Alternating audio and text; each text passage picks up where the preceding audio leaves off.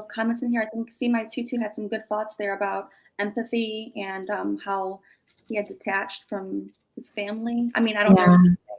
I don't. Those were good. Those are some good thoughts. If you Oh, want to yeah, talk about those. definitely. He definitely was completely detached from Shanann and the girls. It's so, I don't know the word, but it's like when you look at Chris and you think, how do you not, how does that person become that way? Like, that's terrifying. It's just, he was there. I mean, he was there. Well, yeah, he was there. It was there. And he slowly but surely became more and more of just like that as, he went through life. But there was definite patterns that were beginning even in childhood with the lying and with the emotionally detaching from his family and all that stuff. Being antisocial. Yeah, I mean, it's even in this letter to the Sherilyn, and he says, "How's your dad doing? I've been praying on that every day." Like, how dare you? You're really going to show concern for someone you don't even know? You've murdered your entire family. Exactly. Yeah, I know. Exactly. I'm like, it just sounds like I know something yeah. he thinks that she wants to hear. Exactly. That's what they do. They feel you out. They see what you want to hear. So probably something about her dad not feeling well. So he'll be like, well, I need to ask about that. I don't really care, but right, Katrina? Yeah. Yes. And so we're looking, Katrina, like Chris, there's going to be a book coming out. And it's called Letters from Christopher. And it's supposed to be about his, his testimony and his, say it being his sins or whatever, redemption. But it quickly turned into him writing the author about all the horrific details, even more. Now we have another confession. And but it's like he goes from like this: Dear Sherilyn, hello again. I hope you're doing well. It's been awesome being able to talk with you on the phone, but I know the 15 time limit is a pain. Sometimes I can get right back on the phone, but right now there are other inmates that like to be on the phone as much as I do, so I respect their time as well. How is your dad doing? I hope you're able to see him. I've been praying on that every day. Yes, that petition really blew my mind that people really want to make me suffer like that. I mean, why would they want me to suffer? I mean, I can't. What reason should I have to suffer? Even if they did ever take my pictures, they can't take away my memories. I mean, like, again, right here, it's like an inmate from another institution wrote me about that subject and said, quote, if they take your pictures, they would need to take the pictures from the other 500 to 600 people that have their family pictures up in their cell convicted of the same act. Do I feel like I should be incarcerated for the act I committed? I most definitely think so.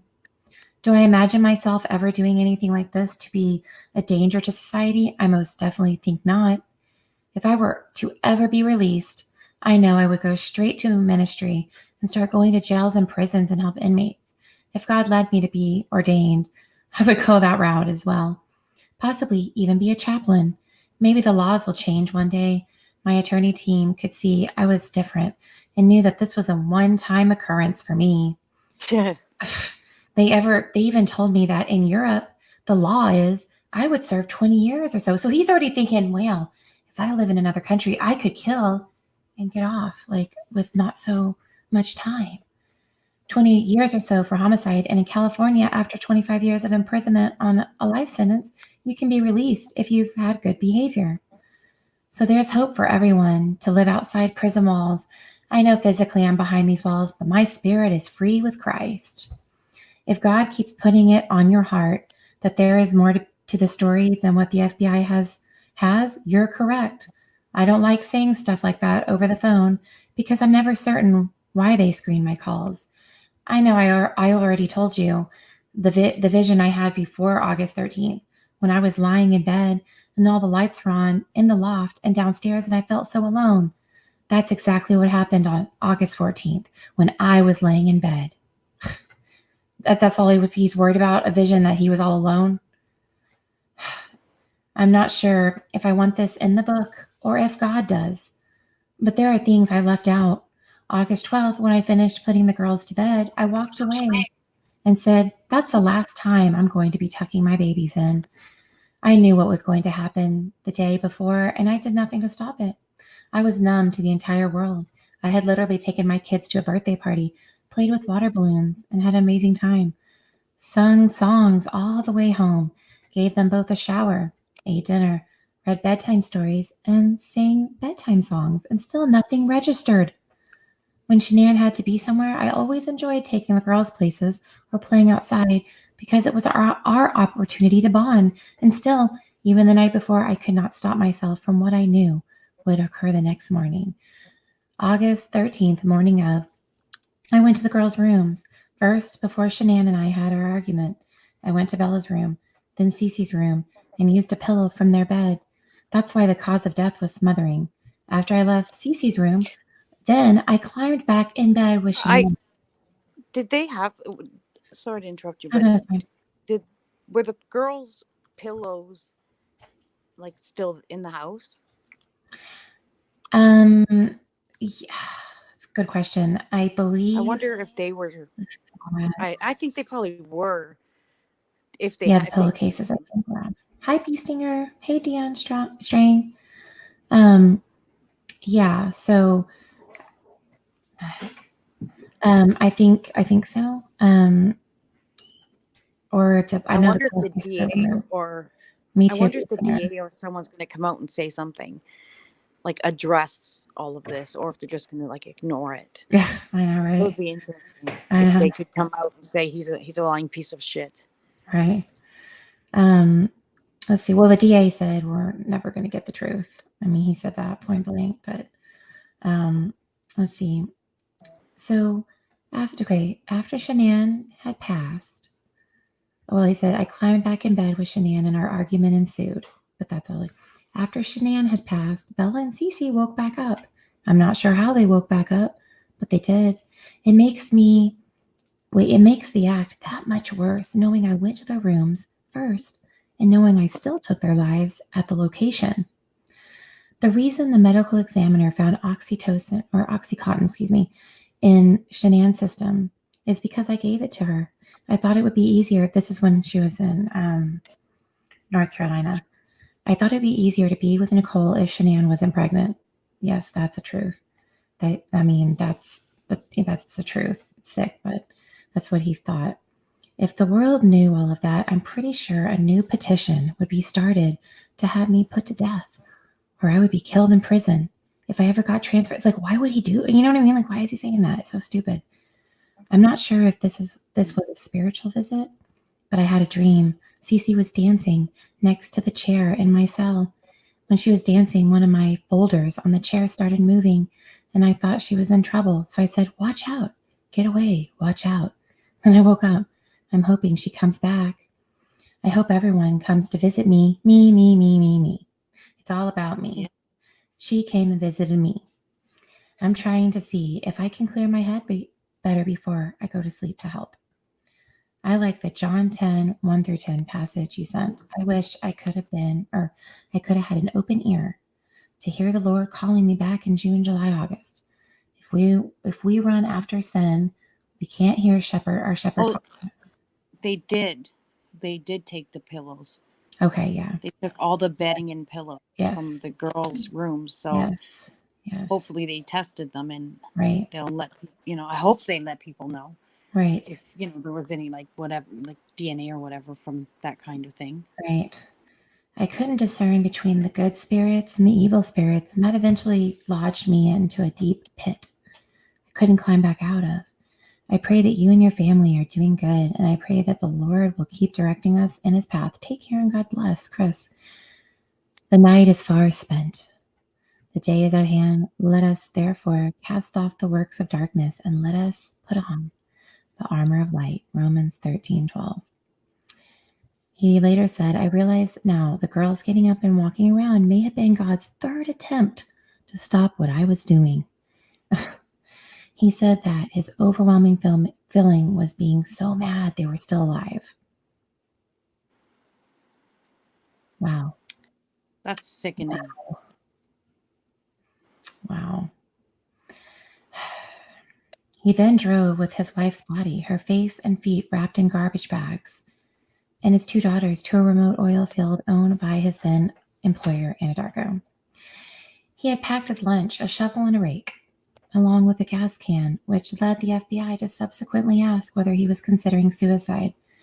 The FBI asked if I was going to take my own life, and I told them I thought about it, but honestly, no. I was not going to take my own life, he later told Cadle.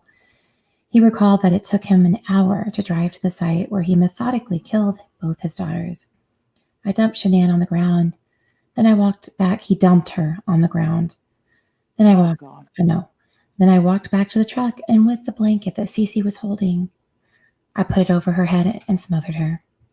Watt squeezed Celeste's body through an 8-inch hatch in one of the oil tankers. I couldn't believe how easy it was just to let her drop through the hole and let her go. I heard the splash. She hit the oil.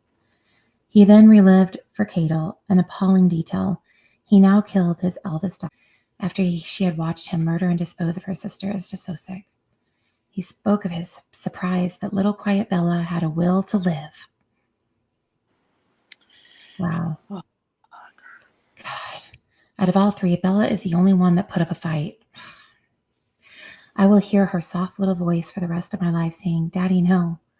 She knew what I was doing to her. She may not have understood death, but she knew I was killing her. Oh my God. He reportedly told investigators that his daughters were not alive when they went into the tanks and that he had intentionally separated their bodies. I had to put the girls in the tanks so they wouldn't get up the second time, he said. Jesus. He then turned to the task of burying his wife in a shallow grave. When I dug the hole, it seemed a lot deeper than it was. As I pulled the sheet down, oh my God.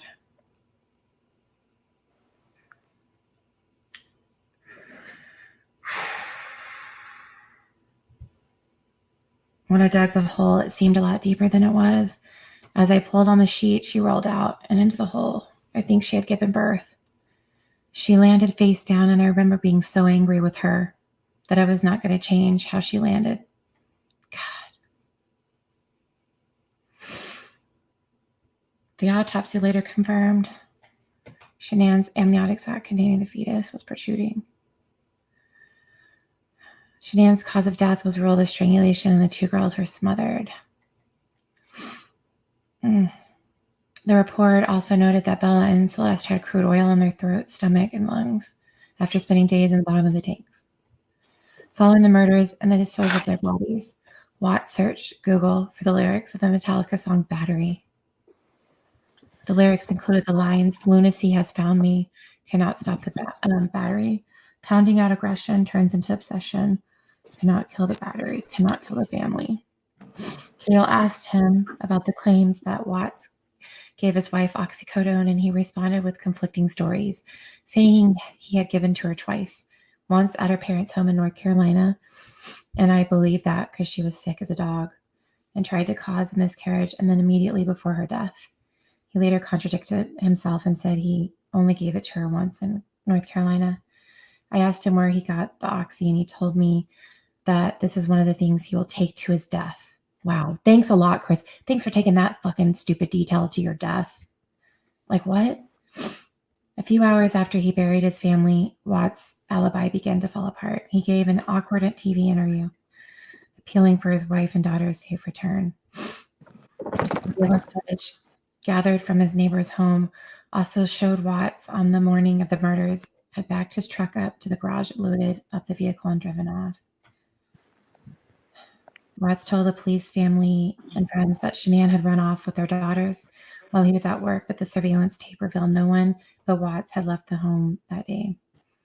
Frederick police administered a polygraph to Watts. Investigators say he came to the test in loose clothing and was wearing no wedding ring. The polygraph test indicated Watts was lying, and the tester confronted Watts with a deception. After a long conversation with his father, Ronnie, Watts admitted to killing his wife, but initially claimed that Shanann had killed the girls because he had told her that he wanted to end their marriage. Watts has claimed that he murdered his family so he could be free to be with his mistress, NK. Following the murders, Kessinger was reportedly placed in witness protection and is now living in a different state under a new identity. After Shanann and her daughters were killed, Kessinger contacted the police and spoke with them for nearly 2 hours on August 16th. It was actually the 15th. Kessinger told investigators that she and Watts met at work and began talking outside the office around late May 2018. A few weeks later, their relationship became sexual. She claimed that Watts told her his marriage was over and did not mention his daughters or the fact that that's not true. It's not fair. It wasn't fair to me in the first place. It wasn't fair to her in the first place. It wasn't fair to any of us in the first place, Kessinger told investigators, referring to Watts' lies. That's just great. Like, you can see the fucking piece of shit. Kessinger was adamant that she never would have pursued a relationship or even agreed to date Watts had she known he was still with his wife. It's like, I'm going to wake up every day and know that, like, this mom and her unborn child and these 2 little girls are not around anymore, and it breaks my heart. A tearful Kessinger said. She also worried about what would happen to her once she was revealed to be the other woman. My name is about to be slandered for probably a while. I don't know how long it's going to take to heal, but I would not be surprised if it's going to be hard to go out in public sometimes for a couple of years, she explained. Investigators examined the phone of Kessinger and found searches for sexual videos and positions and hours worth of searches. After the murders, police say Kessinger searched for canned cops trace text messages and made multiple searches for Amber Fry. That's after the murders. She searched whether people hate Amber Fry, which I think that's not that abnormal. Kessinger told the investigators she had deleted text and photos from her phone that Watts had sent her. She said she didn't believe the affair was the catalyst for the murders, but it may have accelerated the process. She told them that money is the biggest catalyst for this event happening.